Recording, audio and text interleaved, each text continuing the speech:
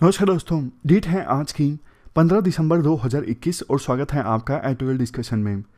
आज 3 इश्यूज हम डिस्कस करेंगे डिटेल से।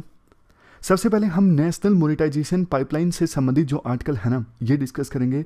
दूसरे नंबर पे ओस्पा से संबंधित आर्टिकल देखो, वैसे तो हमने डिटेल से डिस्कस कर लिया था, प्रोज कॉन्स, कमेटीज़ की रिपोर्ट्स, वे फॉरवर्ड सब कुछ डिस्कस कर लिया था, लेकिन कुछ नए पॉइंट्स हैं इस आर्टिकल में, तो छोड़ेंगे नहीं, इस आर्टिकल को डिस्कस कर लेंगे।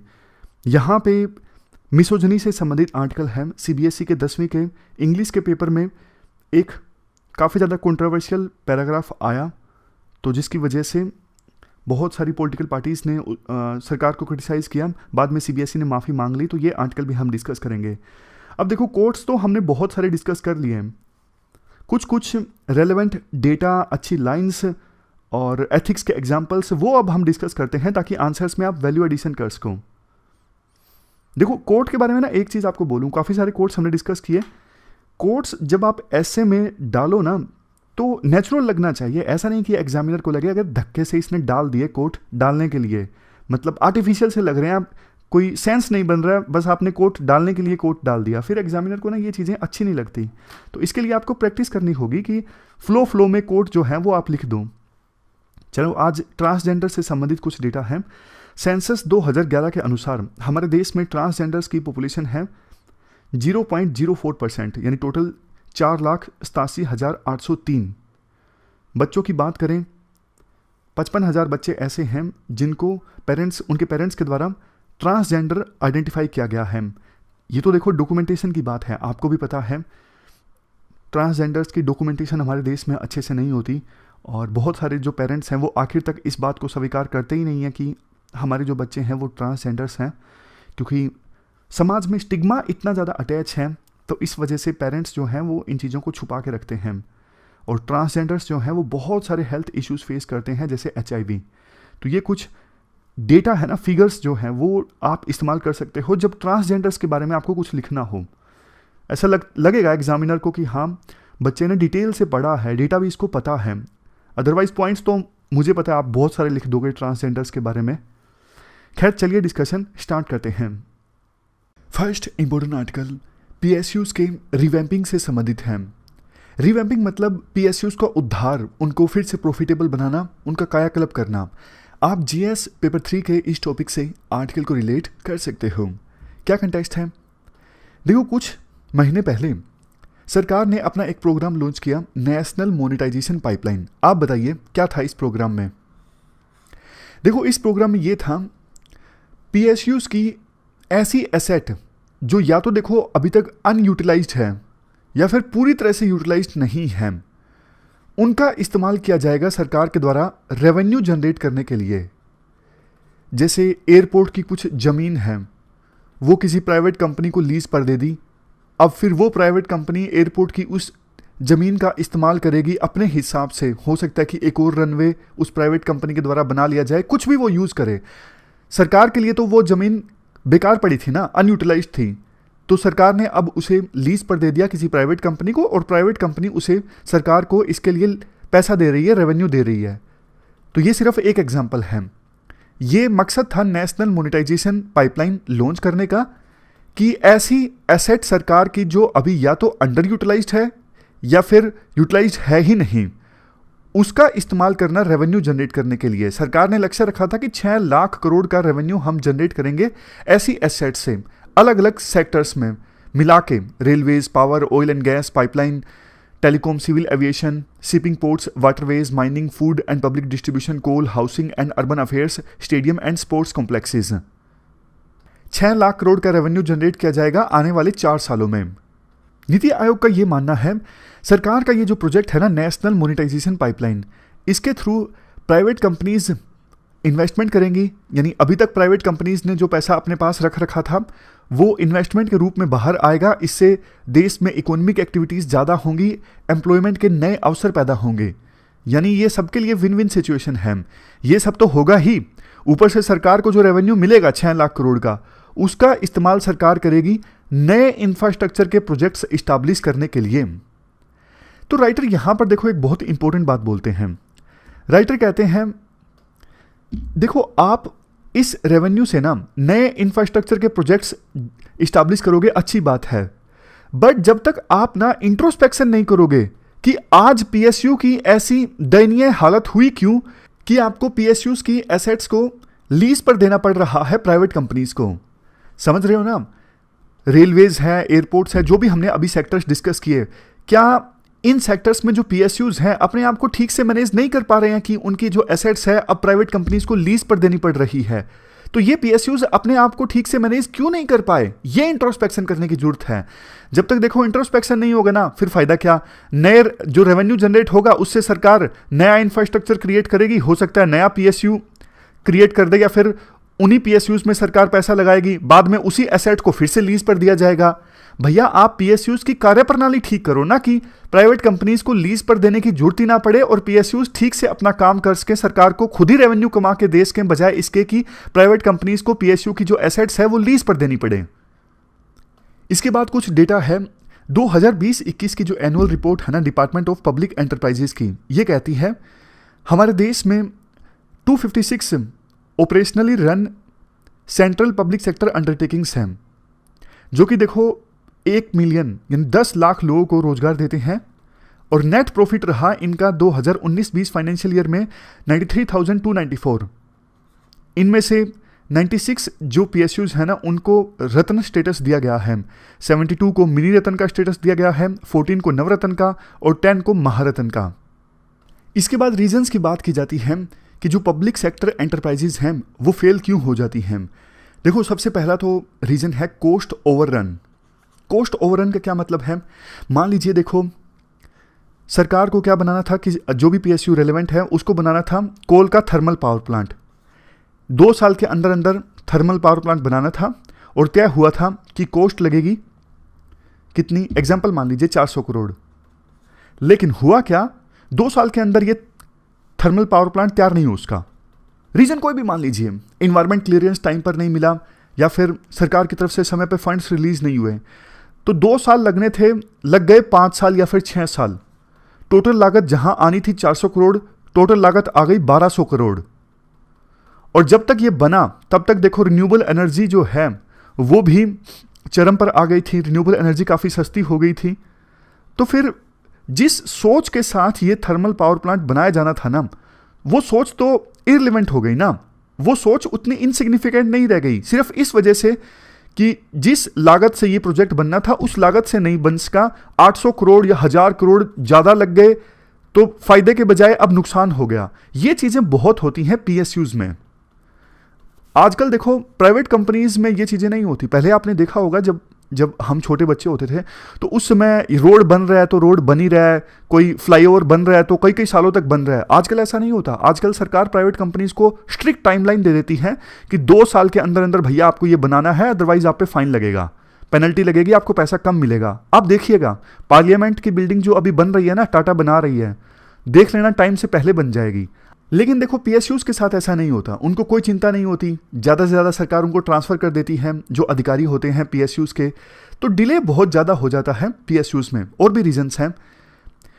बहुत बार देखो ऑप्टिमम इनपुट आउटपुट रेशियो भी नहीं देखा जाता, मतलब कितना इनपुट आप दे रहे हो और उससे कितना आउटपुट मिलेगा। कई बार किसी प्रोजेक्ट पे पैसा ज़्यादा लगा दिया जाता है लेकिन उतना आउटपुट नहीं आता। तो प्रॉपर किसी भी प्रोजेक्ट को फॉर्मुलेट करने से पहले आप देखो ना ऑप्टिमम इनपुट आउटपुट रेशियो कितना होगा। जो भी प्रोजेक्ट आप बना रहे हो, चाहे रोड बना रहे हो, कहीं पर आप एयरपोर्ट बना रहे हो, कुछ भी आप बना रहे हो, तो आप इनपुट आउटपुट रेशियो देखिए। इसके बाद लेबर रिफॉर्म्स का अभाव।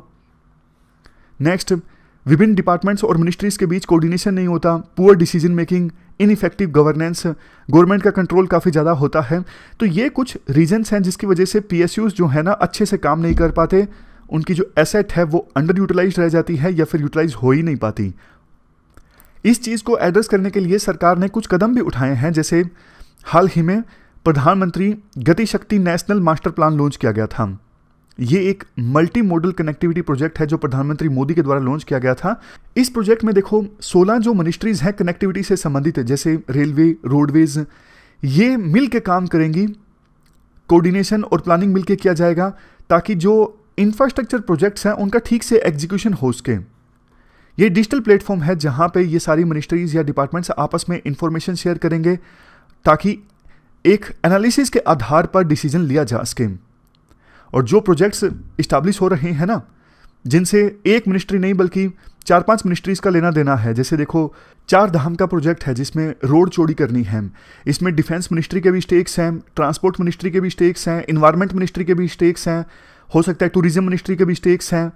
मैं सिर्फ आपको एग्जाम्पल दे रहा हूँ, एसेंस आप समझ गए होंगे ना। कई प्रोजेक्ट्स ऐसे होते हैं जिनमें विभिन्न मिनिस्ट्रीज का रोल होता है, तो विभिन्न मिनिस्ट्रीज आपस में अच्छे से कोऑर्डिनेशन कर सकें, उसके लिए है ये प्रोजेक्ट प्रधानमंत्री गति शक्ति नेशनल मास्टर प्लान। तो GIS प्लेटफॉर्म की सहायता से सही ढंग से मॉनिटरिंग की जा सकती है ऐसे इंफ्रास्ट्रक्चर प्रोजेक्ट्स के द्वारा, इन मिनिस्ट्रीज के द्वारा मिलके। इसके बाद कुछ और सजेशंस हैं, जैसे कि देखो इकोनॉमिक सर्वे 2020-21 में ये सजेस्ट किया गया था कि अगर आपको PSUs को रिवैम्प करना है ना, तो वहाँ पे आप कॉर्पोरेट गवर्नेंस जैसा स्ट्रक्चर लेके आइए, कॉर्पोरेट एंटिटीज आप बना दीजिए और विभिन्न जो PSUs है ना उनकी लिस्टिंग आप करवा दीजिए शेयर मार्केट में। लिस्टिंग करवाने से होता यही है कि उस PSU को फिर समय समय पर सेबी को अपनी सारी जो परफॉर्मेंस रिपोर्ट्स है ना वो सौंपनी होगी। तो PSU की कार्यप्रणाली में ना काफ़ी ट्रांसपेरेंसी आएगी, ऑटोनॉमी मिलेगी, अकाउंटेबिलिटी भी तय होगी जनता के प्रति। तो ये सब फायदा होगा जब PSUs को लिस्ट करवाया जाएगा शेयर मार्केट में, उनको ऑटोनॉमी दी जाएगी, तो उनकी अकाउंटेबिलिटी भी होगी, वो ठीक से अपने डिसीजन ले सकेंगे, सरकार का जो इंटरफेरेंस है वो कम से कम होगा। वैसे देखो डिपार्टमेंट ऑफ पब्लिक एंटरप्राइजेज ने जो सेंट्रल पब्लिक सेक्टर एंटरप्राइजेज हैं उनकी परफॉर्मेंस को मॉनिटर करने का जो सिस्टम है उसे रिवैम्प करने के लिए इनिशिएटिव लिया है, ताकि सेंट्रल पब्लिक सेक्टर एंटरप्राइजेज को ज़्यादा ट्रांसपेरेंट, ज़्यादा ऑब्जेक्टिव, ज़्यादा फॉरवर्ड लुकिंग बनाया जा सके। जो उस सेक्टर के इस्टेब्लिश्ड पैरामीटर्स है ना उसके आधार पर सेंट्रल पब्लिक सेक्टर यूनिट्स की परफॉर्मेंस को मेजर किया जा सके। जैसे देखो सेल है, स्टील कंपनी है, स्टील कंपनी और भी हैं जैसे टाटा स्टील, उनकी क्या एफिशिएंसी है, कैसी परफॉर्मेंस है, तो उस सेक्टर के इस्टेब्लिश्ड पैरामीटर्स के आधार पर सेल की जो परफॉर्मेंस है उसको मॉनिटर करना, ऐसा initiative department of public enterprises ने इनिशिएट किया है। इसके बाद पॉइंट आता है और भी सरकार ने काफ़ी सारे स्टेप्स लिए हैं, जैसे आत्मनिर्भर भारत अभियान के तहत स्टील की डोमेस्टिक प्रोडक्शन को इंक्रीज करने के लिए सरकार ने काफ़ी स्टेप्स लिए हैं। सरकार ने कहा है 4 different types of steel produce करने पर इंसेंटिव मिलेगा under the production linked incentive scheme. जो MSMEs यानी micro small and medium enterprises engineering export promotion council से जुड़ी हुई है ना, उनको स्पेशल प्राइस पे स्टील बेचा जाएगा। और हमारे देश में ही जो स्टील और आयरन प्रोड्यूस हुआ है ना, गवर्नमेंट प्रोक्योरमेंट में अगर देखो कोई गवर्नमेंट प्रोक्योरमेंट 25 करोड़ से ज़्यादा की है ना, तो उस प्रोक्योरमेंट में domestically produced iron and steel को प्रोक्योर किया जाएगा, उनको प्रेफरेंस दी जाएगी। और अगर चाइना जैसे देश सस्ते में स्टील हमारे देश में डंप कर देते हैं तो इस पर एंटी डंपिंग ड्यूटी, काउंटर वेलिंग ड्यूटी ये सब लगाई जाएगी ताकि डोमेस्टिक इंडस्ट्रीज को प्रोटेक्ट किया जा सके। तो ये सारे जो पॉइंट्स हैं ना स्टील से संबंधित हैं। तो राइटर अंत में यही कहते हैं, ये सब हमने जो डिस्कस किया ना ये सरकार कर तो रही है, लेकिन बावजूद इसके ये नाकाफ़ी है। अगर सरकार ने समय रहते PSUs की कार्यप्रणाली को इम्प्रूव नहीं किया ना, तो ये नेशनल मोनेटाइजेशन प्रोग्राम से सरकार को जो रेवेन्यू जनरेट होगा उससे सरकार नया इंफ्रास्ट्रक्चर क्रिएट करेगी, और हो सकता है कि फ्यूचर में उसको भी सरकार लीज पर दे दे प्राइवेट कंपनीज को। तो ये पूरा आर्टिकल हमने डिस्कस किया नेशनल मोनेटाइजेशन पाइपलाइन से संबंधित। चलते हैं आगे। इसके बाद नेक्स्ट आर्टिकल ओस्पा से संबंधित है। आप GS पेपर 3 के इस टॉपिक से आर्टिकल को रिलेट कर सकते हो। देखो वैसे तो ओस्पा से संबंधित इशू हमने डिटेल से डिस्कस कर लिया था, प्रोज कॉन्स, कंक्लूजन, विभिन्न कमेटीज़ की रिपोर्ट्स, हर चीज़ हमने डिस्कस कर ली, शायद पिछले हफ्ते ही डिस्कस किया था। लेकिन इस आर्टिकल में जो भी नए पॉइंट्स हैं उनको हम जल्दी से डिस्कस कर लेते हैं। कंटेक्स्ट क्या है? नागालैंड में एक दुखद घटना घट गई थी। हमारी फोर्सेस को ये इंटेलिजेंस मिली थी कि कुछ इंसर्जेंट्स ट्रैवल कर सकते हैं, तो एक गाड़ी को रुकवाया गया, पिकअप वैन को।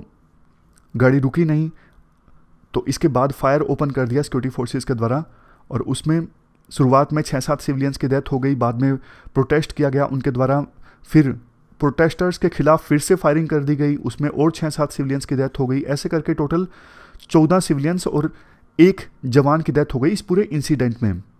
इसके बाद से देखो नॉर्थ ईस्ट के कई राज्यों में ओस्पा के अगेंस्ट यानी armed forces special power act के अगेंस्ट प्रोटेस्ट चल रहा है। नॉर्थ ईस्ट के बहुत सारे लोग होम मिनिस्टर ने जो स्टेटमेंट दी पार्लियामेंट में उससे भी नाराज हैं। होम मिनिस्टर ने अपनी स्टेटमेंट में ये दर्शाने की कोशिश की कि आर्मी ने तो उस पिकअप वैन को रुकने का इशारा किया था लेकिन वो वैन नहीं रुकी, उसके बाद ही फायरिंग की गई।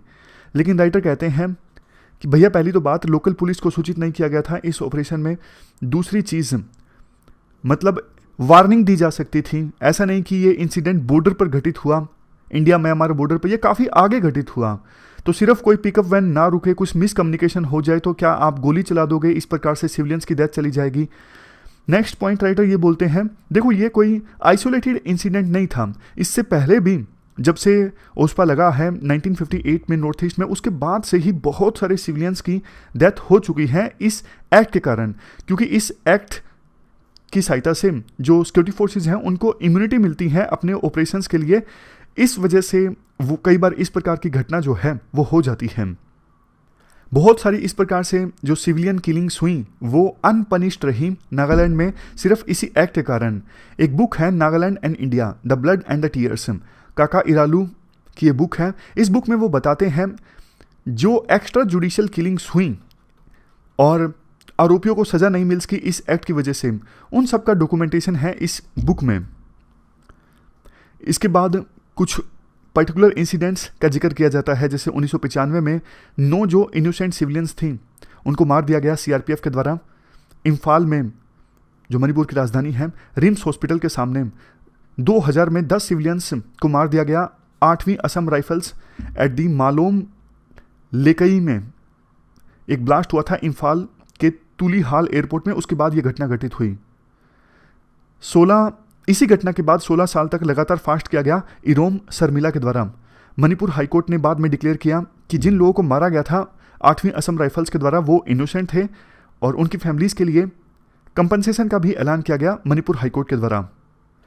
एक और इंसिडेंट 2004 में कई सारी महिलाओं ने इकट्ठा होकर नेक्ड प्रोटेस्ट किया था असम राइफल्स के हेडक्वार्टर के सामने, मतलब बिना कपड़ों के प्रोटेस्ट किया था। उस समय बहुत ज़्यादा कंट्रोवर्सी जनरेट हुई थी और ये भारत की डेमोक्रेसी को भी चोट पहुंची थी जब ये घटना घटित हुई थी। उसके बाद प्रधानमंत्री मनमोहन सिंह को जाना पड़ा था इम्फाल में और लोगों को भरोसा दिलाने कि हम इस एक्ट में सुधार करेंगे और एक बैलेंस इस्टेब्लिश करेंगे नेशनल सिक्योरिटी संबंधित जो कंसिडरेशंस हैं उनके बीच और आपकी जो मूल भावनाएं हैं इस एक्ट के अगेंस्ट, इस एक्ट के प्रोविजंस के अगेंस्ट, उनके बीच, दोनों के बीच में हम बैलेंस इस्टेब्लिश करेंगे। उसी के बाद यूपीए की सरकार ने एक जीवन रेड्डी कमेटी गठित की। हालांकि देखो जीवन रेड्डी कमेटी ने कहा था कि इस एक्ट को आप रिपील कर दो, लेकिन ओस्पा तो आज भी है, मतलब सरकार ने कोई एक्शन नहीं लिया। 2016 में क्या हुआ, सुप्रीम कोर्ट की 2 जजों की एक बेंच जिसमें जस्टिस मदन बी लोकुर और जस्टिस यू ललित, इन्होंने एक बहुत ही ज़्यादा ऐतिहासिक जजमेंट दी थी। इन्होंने कहा था 1979 से लेकर 2012 के बीच 1528 जो केसेस हैं एलिज्ड फेक एनकाउंटर्स के, उनकी जांच की जाए स्पेशल इन्वेस्टिगेशन टीम के द्वारा।